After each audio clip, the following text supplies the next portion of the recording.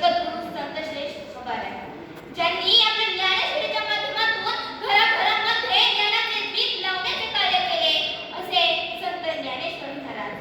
मला भारताचे संविधान लिहिण्यासाठी फारसे कष्ट घेतले कारण माझ्यासमोर होते तर ते श्री छत्रपती शिवाजी महाराजांचा स्वराज्य असं म्हणणारे डॉक्टर बाबासाहेब आंबेडकर.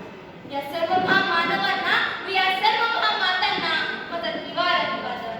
सन्माननीय व्यासपीठ राजहंसाप्रमाणे दूध आणि पाणी वेगळं करणारे तज्ञ परीक्षक, सुज्ञ श्रोते, उपस्थित सर्व गुरुजनांचा आशीर्वाद घेऊन मी की एज्युकेशन बालविकास मंदिर अँड ज्युनियर कॉलेज या शाळेतील इयत्ता 8वी ची विद्यार्थिनी कुमारी चिंतना फुलेराव प्रस्तुत मंचावर विषय सादर करत आहे फुले दाम्पत्य शिक्षण व्यवस्थेतील महत्त्व.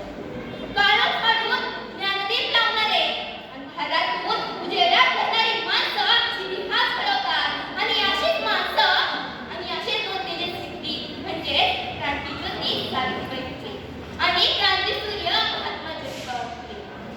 19व्या शतकात भारत अंधश्रद्धा, वर्णभेद, स्त्री पुरुष विषमता, जातीविषयक अन्याय, सामाजिक असमानता या सर्व खोल करण्यात आले.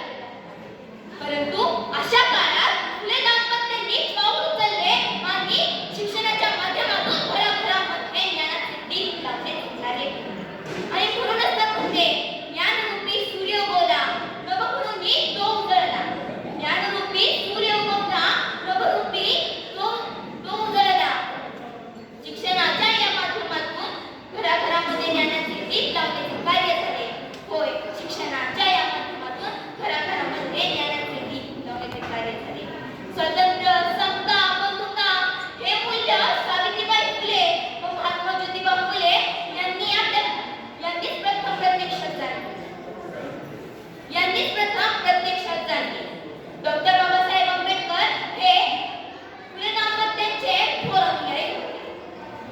आज आपण म्हणतो राईट टू एज्युकेशन, सर्व शिका अभियान, बेटी बचाओ बेटी पढाओ ही सर्व संकल्पना किंवा ह्या सर्व संकल्पना आज या देशामध्ये का राबवल्या जातात?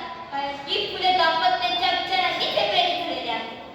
आज आपला भारत देश देशातील 5व्या क्रमांकावर, जागतिक 5व्या क्रमांकावर का आहे? कारण की शिक्षण आणि कौशल्याचा विकास यांची मजबूत पायाभरणी. फुले दाम्पत्यांनी सर्वांना समान अधिकार, सर्वांना समान न्याय, सर्वांना समान शिक्षण, स्त्री पुरुष समानता, विवेकपूर्ण सामाजिक व्यवस्था, शेतकऱ्यांना आर्थिक व्यवस्था हे सर्व तत्वज्ञान त्यांचेच होते.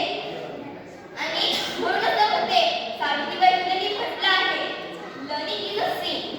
Learning is a seed. Every girl has right to education. Every girl has right to education. As well as education is a shining light that turns our darkness bright. It means